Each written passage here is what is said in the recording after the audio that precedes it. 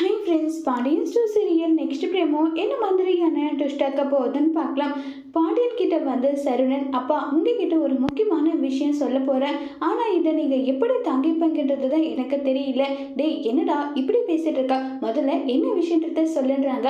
உடனே அரசி தூரத்துல இருந்து நின்றுட்டு, அண்ணன் வேண்டன சொல்லாதீங்க, தயவு செஞ்சு சொல்லாதீங்க.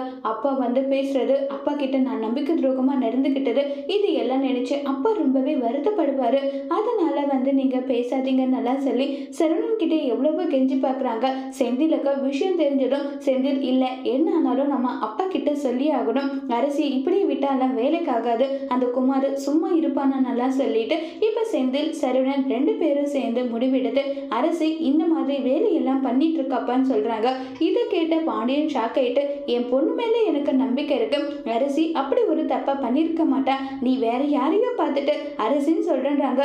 அப்பா என் கண்ணால பார்த்த தேட்டர்ல அந்த உணர்த்துக்குவாதவத பொறுக்கி பையன் குமார கூட நின்றுட்டு அவ போட்டோ எடுத்துட்டு இப்படி எல்லாம் பண்ணிட்டு இருக்கா, இன்னிங்க கேளுங்கன்னு சொல்றாங்க.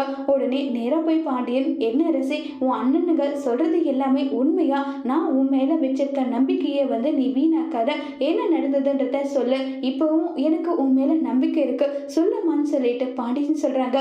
அப்பா என்னை மன்னிச்சிடுங்க, தெரியாம தப்பு பண்ணிட்டேன், எல்லாத்துக்கும் சேர்த்து உங்ககிட்ட மன்னிப்பு கேட்டுக்கிறேன்னு சொல்லி அரசி ஃபீல் பண்ணி கதறி அழுதுட்டு இருக்காங்க. அதோட இந்த பிரமவை முடிச்சிருக்காங்க.